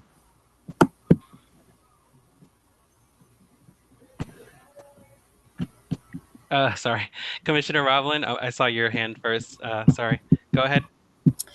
Well, I feel like Gallaudet really should be included, and I feel like it would be okay financially to add more money to it, because I feel like, you know, we have plenty of in our plenty of money in our coffers, and I think that this is a really excellent project, and I would just feel kind of really sad to see Gallaudet left out. Okay, Commissioner McCollum. Yep, I'm gonna second what Commissioner Roman said. I also feel like we should include them. The more the merrier. Just so you don't have anyone to come back and say that it was not all inclusive. Also, just because I know that it may even come up, can you just kind of explain to the folks how you'll go about advertising for the role, and how we'll all have some input on selection, or will it just be a certain few? Just kind of go ahead and put that out there before it becomes a major topic. Sure. Thank you both for the comments and feedback. Mhm. So when it comes to the selection of a historian, anyone that we hire as a commission has to be voted on by us.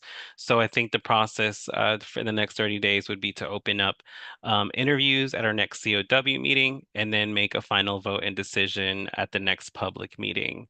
Um, so the posting would be shared electronically via email through our listservs and displayed on our website. So the posting will be made available. Um, there are potential folks that are I know I'm interested in reaching out to, that are well known in the ward and well respected in the ward for being just historians. And I would love to see them work on this project, as they've done other work for the Civil War Roundtable here in Washington, D.C., and other history initiatives. So I know the city can provide us what we're looking for. Is just making sure that those folks have access to making any attempt to apply for the position itself. As for the comments on Gallaudet, I entirely understand in terms of what you're saying. I tend to be penny pincher, so I was thinking maybe we can save us some funds by not including Gallaudet. But if you all want to add Gallaudet, we can definitely add that into the project. We would just obviously have to increase probably the cost, just because of those extra hours added to the project. Commissioner Blacknell? I agree with Commissioner McCollum and Commissioner Robin. You know, Gallaudet is part of the area too, and I feel that they should be included, even though they do have their own historic, I think, Preservation person. efforts. Yeah, but yeah, I think they should be included. Okie dokies.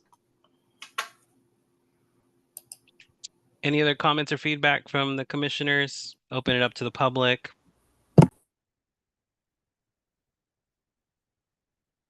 Okay. Um, we said Commissioner Arbuckle, I think, had to hop off, but we did draft an estimate of 5,000 for 100 hours of work. If we add another 25 hours, what would that look like financially?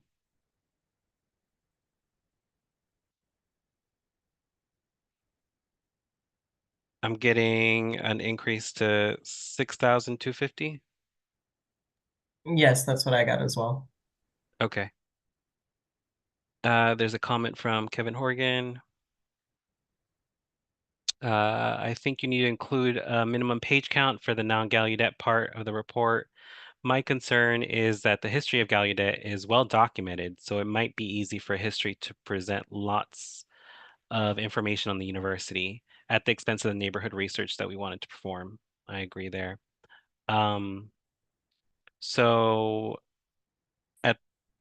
at this juncture, can I get comment or feedback from commissioners on what we would do with including Gallaudet to the project?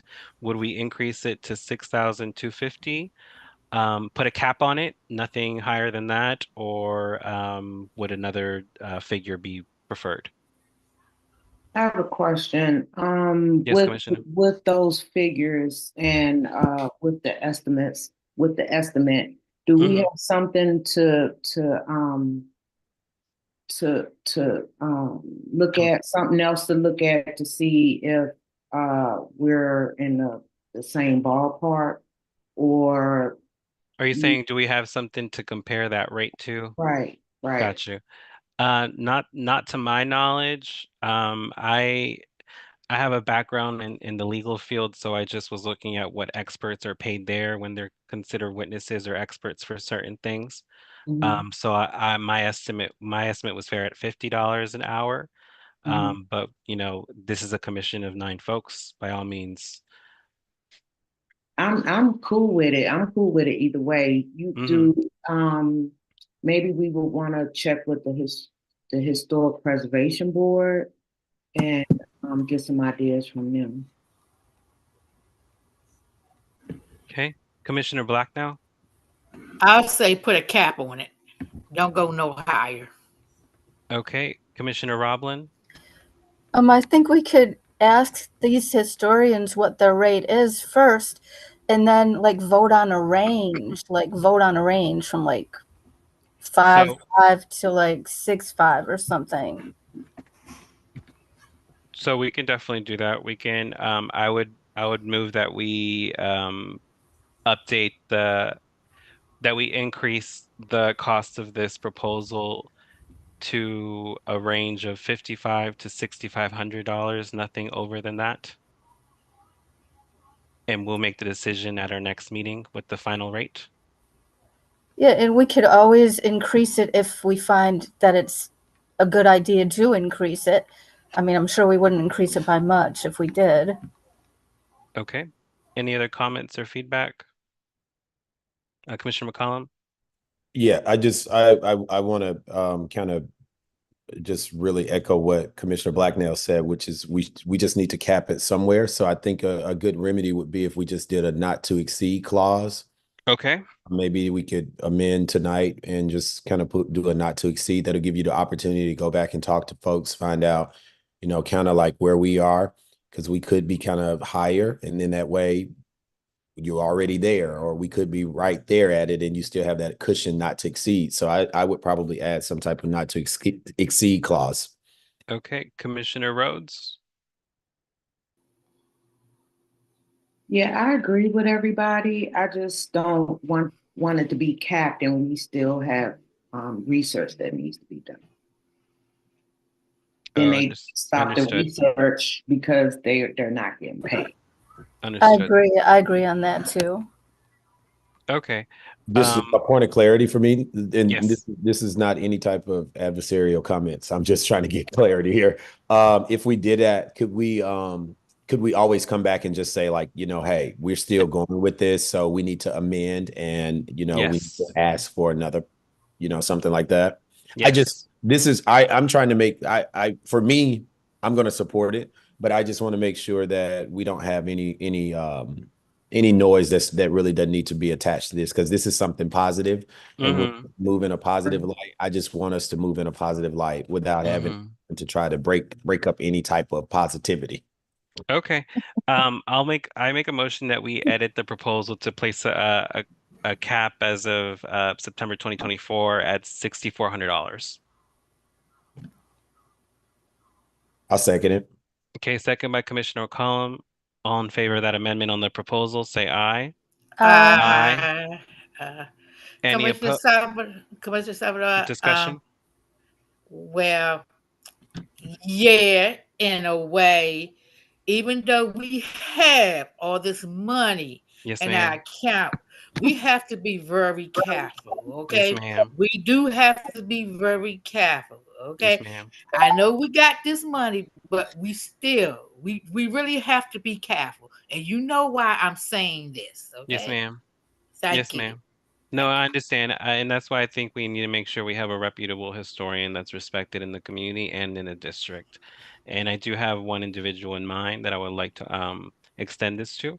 But again, this is a commission of 9 individuals. I would appreciate if other folks, if you know of any historians, bring them to the table. We want the best for 5D. I think that's Yeah, all what and we want at the end of the day. I think we need a little bit of comparing. Yes, I understand, Commissioner Wagner. You want the best deal. Yeah, yeah. Yes, ma'am. Okay. Discussion is over on that one. We'll go ahead and go back to the vote. Those in favor of the motion was second by Commissioner McCollum to approve the proposal and to find someone within the next 30 days with the current cap at $6,400, including Gallaudet University, onto the list of neighborhoods. All in favor say aye. Aye. Aye. Do we get those opposed say nay? Nay. And any abstentions? Okay. Did we get the vote on this one? Did we get the vote, Andy, on that one? How about we do a roll call to be on the safe side? Yeah, roll call would be best. Thank you. Thank you. 5D01 is gone. 5D02. Aye. 5D03. Aye. 5D04. Absent 5D05. Aye. 5D06. Opposed.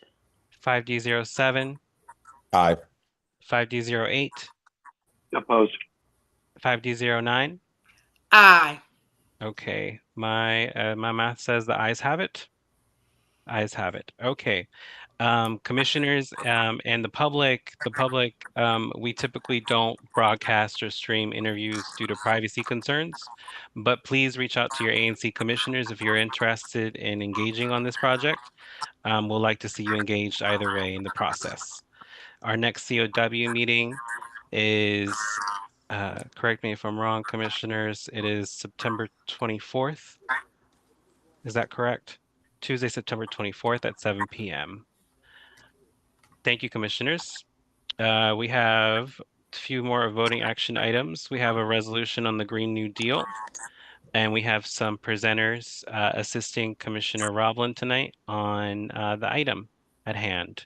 Commissioner Roblin, I believe that your folks have been moved to panelist. If you're presenting on the Green New Deal, can you use the raise your hand function so we make sure that you're promoted? Do you remember the names, Commissioner, of who's speaking? Rob? Okay, gotcha. Yeah. I'm not Sorry. sure if there was anyone else is here speaking, but I know Rob is. Okay, for the sake of time, because we have more and more folks are leaving the meeting to join other political events happening right now. Do you want to discuss the Green New Deal resolution and allow Mr. Hoffman to speak?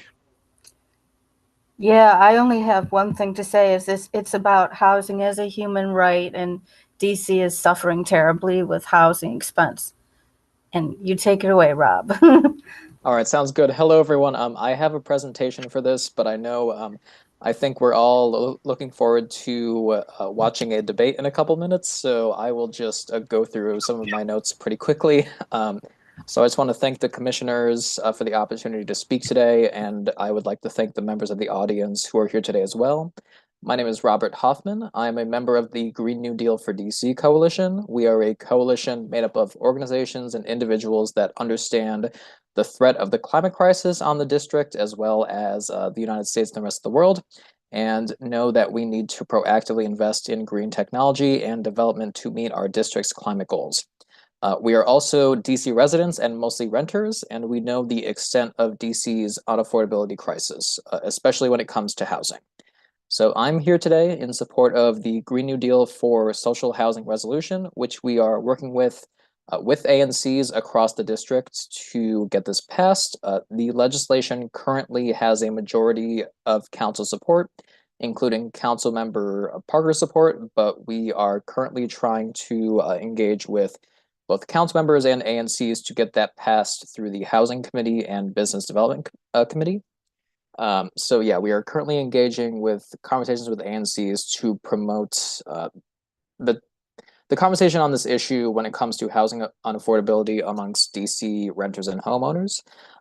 As shared in a Ward 5 Weekly from Councilmember Parker last month, 47% of DC renters pay half or more of their income on rent.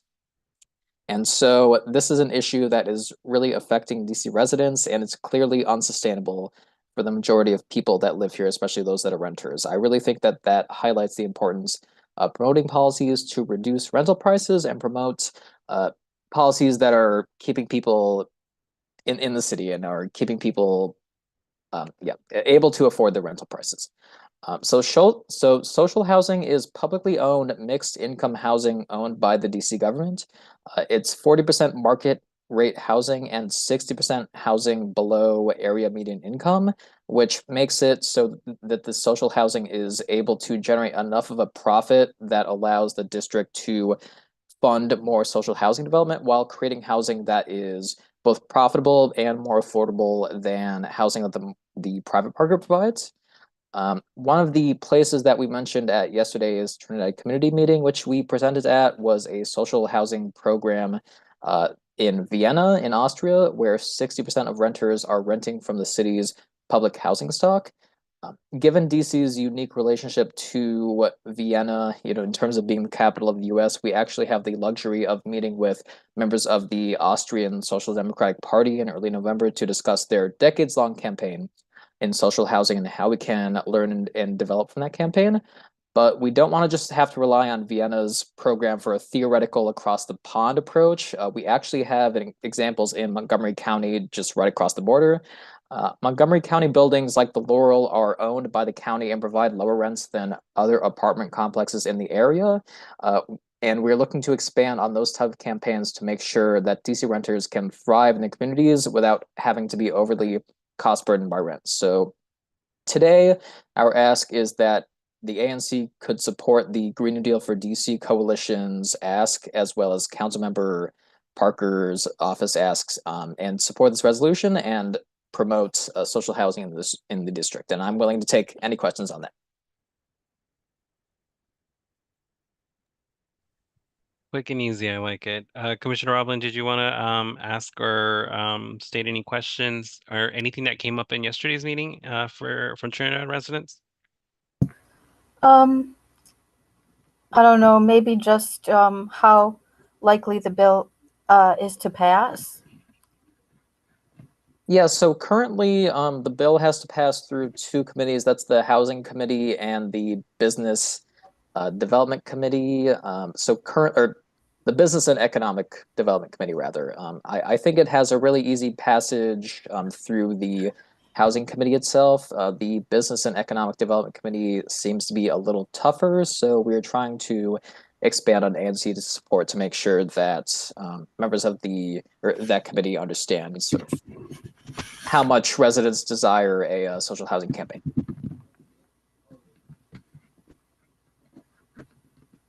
Commissioner Rhodes, you had a question? Yeah, I'm all for social housing, but how does this protect residents or tenants from slumlords and greedy developers? Yeah, that's a good question, and I know through my work with campaigns like Stomp Out Slumlords and LEDC work that I've been involved with coalitions and campaigns against slumlords. I think the idea with the social housing campaign is that if you expand and promote development into a public housing model that's expanded through things like either public housing or social housing, that there is less economic incentive or necessity to have to basically rent from a slumlord, and in that like you see in Vienna in the case of the Vienna social housing market versus the public housing or the private housing market, there's 30 to 40% fewer less rents in that private market in comparison to the public market. And so it basically, the goal is to try to maybe not necessarily price slumlords out, but basically make it so it's not worth it to have rentals where people are not desiring to rent. So I think it's going to take things like the DC Attorney General partnering with organizations to call these slumlords that are specifically not investing and underinvesting in their buildings. But I think one of the things that could incentivize them to act better is that if there were other buildings that were in the neighborhood that were cheaper. Thanks. Any other questions from commissioners or the public?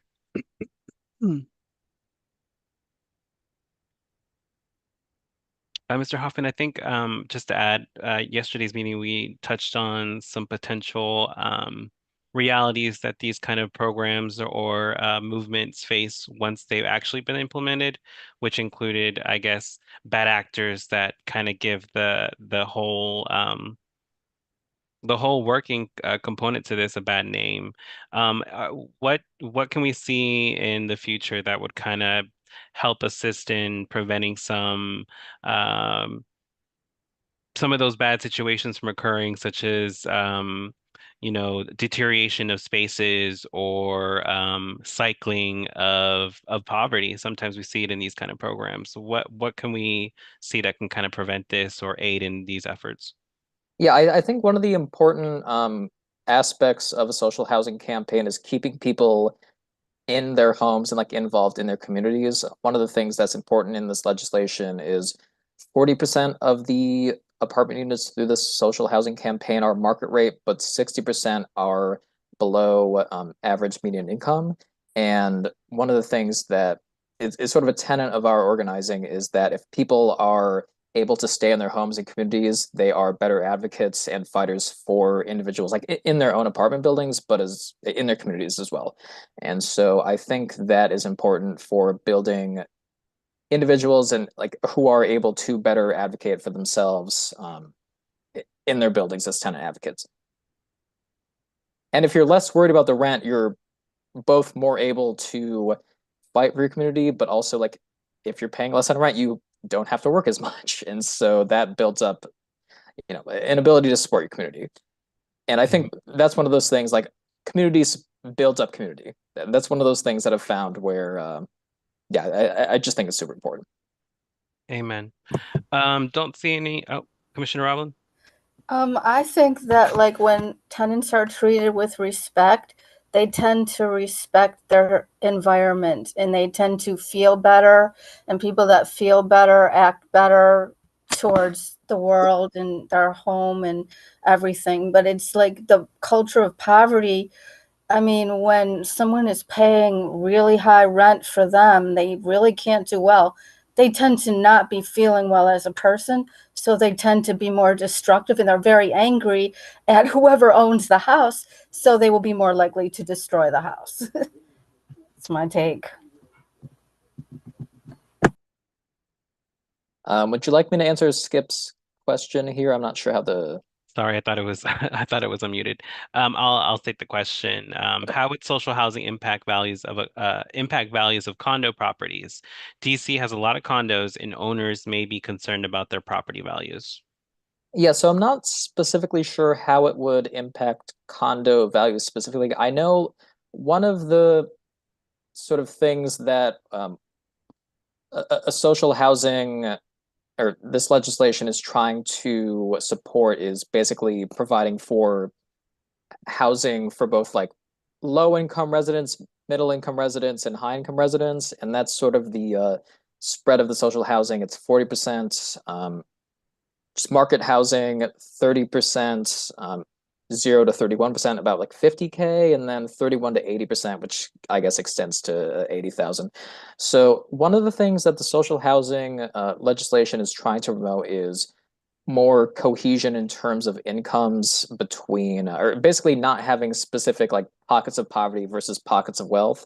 It's trying to spread that out a bit, and that makes more cohesive communities. So I'm not exactly sure how it would impact condo properties. I think it might depend on the neighborhood specifically, but I think this is sort of extending on public housing proposals in the past to again, like basically spread out the affordability between those low income properties and higher income properties to, oh, sorry, I got distracted by the chat. Sorry. To basically extend the affordability of the areas, but also making it so that everyone's living in an area that they feel like they're supported in, that feel like are supported by the government.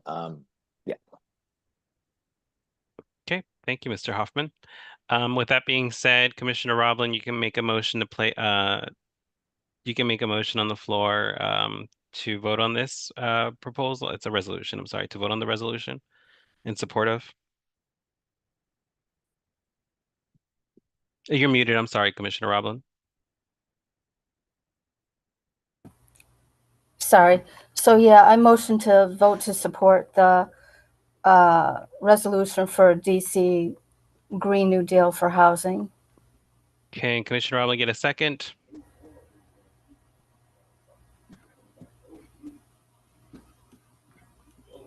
Second. Okay. Friendly reminder to Commissioner Blacknell, Commissioner McCollum, we need you on the video to vote. Thank you.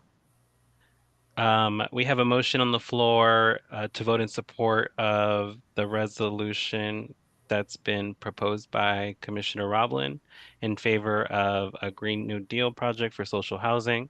It's been seconded by Commissioner Rhodes. We'll do roll call to get the exact vote. 5D01, absent 5D02. Yay. Yay or nay?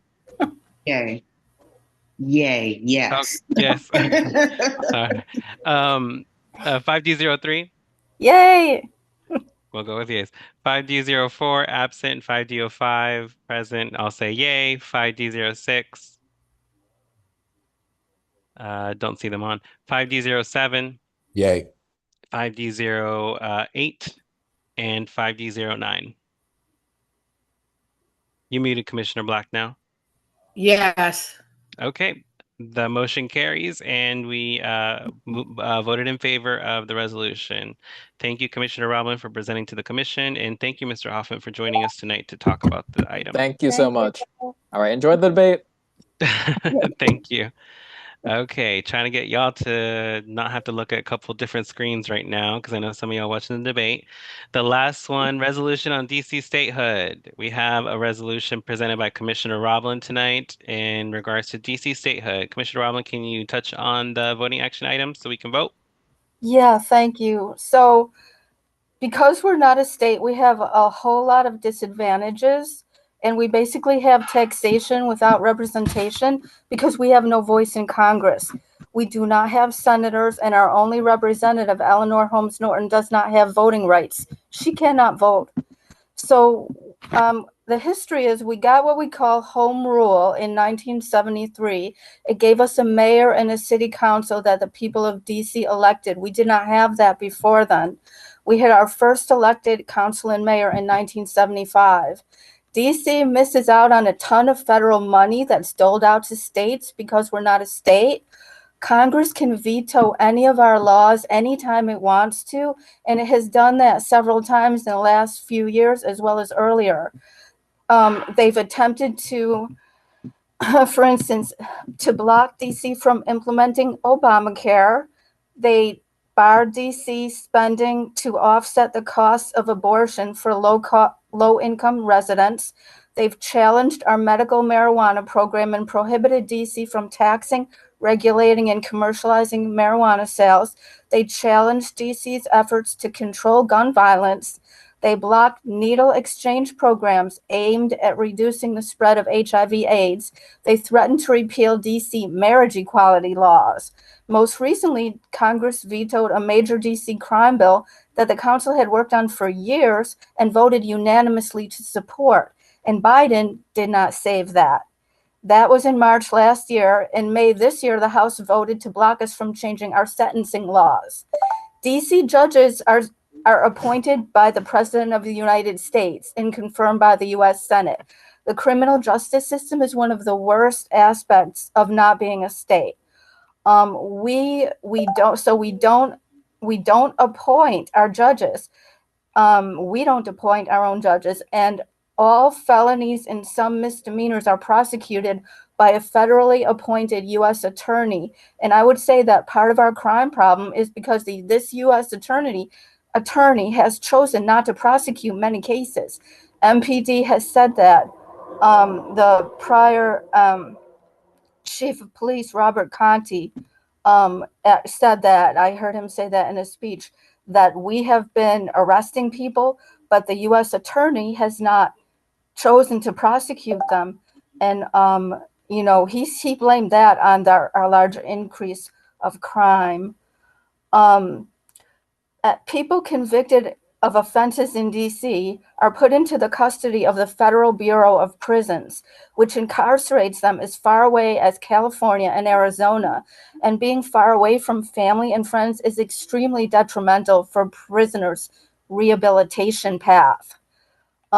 Because most people in DC are Democrats, Republicans don't want us to become a state because we'd have all Democratic representatives. It's very politicized. It's very partisan. Donald Trump has actually literally said if he wins this time, he'll get rid of home rule and will be completely controlled by Congress. So I believe a lot of people have a lot of misconceptions that not being a state is better in one way or another, but I believe that really very little of that is true.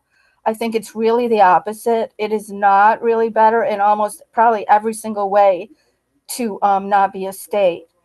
If you want to look up some simple, some facts, the League of Women Voters has a DC statehood FAQ page on page FAQ 101 DC statehood on their statehood page. You go to lwvdc.org, hit what we do, and scroll down to DC statehood to find all kinds of DC statehood resources, including a recent DC statehood 101 training. You can watch it and then you can contact them and ask questions that you have. You can also email DC government at statehood@dc.gov with your questions. I mean, it's basically, I think every single person on the council and the mayor is 100% for statehood. So, but I mean, it's Congress that we need to convince, but this will help if we pass this. It all helps. That's all I have to say. Thank you, Commissioner. Um, Due to the lack of quorum, and I guess this would happen because of the debate tonight, as you notice, some of our commissioners have hopped off. So we don't have quorum to get an official vote tonight to allow this to pass. I will ask that we save this for our October meeting. But is there any feedback or comments from the commission or the public before we move on? Thanks, Commissioner Roblin, for your effort. Thanks. Yes, thanks for working to get this together. We appreciate your stance on this. I'm a supporter of statehood as long as it's done correctly and to an extent of making sure that residents have a say in how their lives will be directed in a new state.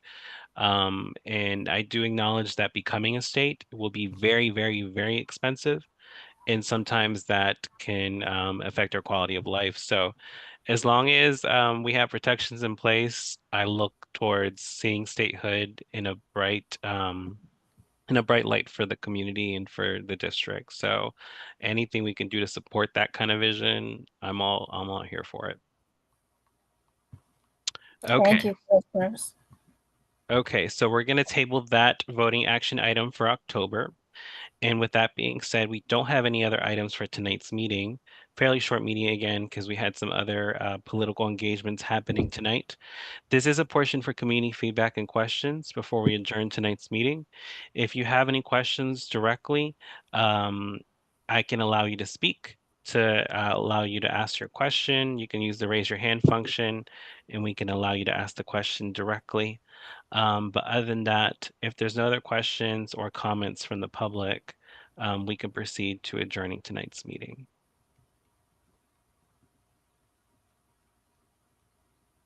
Are there any questions or comments, commissioners? Okay. With that being said, I would like to plug our next zoning meeting, which will be Thursday, September 19th at 7:30 p.m. You can easily find the access information on our website, or feel free to contact myself or Commissioner Arbuckle, our zoning chair, alongside Kevin Horgan, who's our resident zoning co-chair. I'm sorry. We only have one item for the zoning committee this month, which will be discussing a BZA case for a matter on Levis Street. So if you want to know anything about that project or know residents that live around that street, feel free to invite them to the meeting so they can be informed on the project itself. Other than that, I do not have anything else to share tonight. Our next public meeting for the ANC, correct me if I'm wrong, Andy, I believe it's October 8th. Where's my calendar? Yes, that looks to be correct. Perfect. Thank you so much. And thank you so much for moderating tonight. You did a phenomenal job. And to our interpreters, thank you so much for joining us as well. We always appreciate you doing your service to us. Okay, with that being said, I will like to adjourn tonight's meeting at 9:16 p.m. I think that's a record for us at ANC 5D. So Yay! can I get a second? Second. I got a big old second from Commissioner Black now. All in favor of adjourning tonight's meeting, say aye. Aye. Aye. Okay, motion carries. Y'all have a great rest of your night and best of luck watching the debate. Don't get too mad. Have a good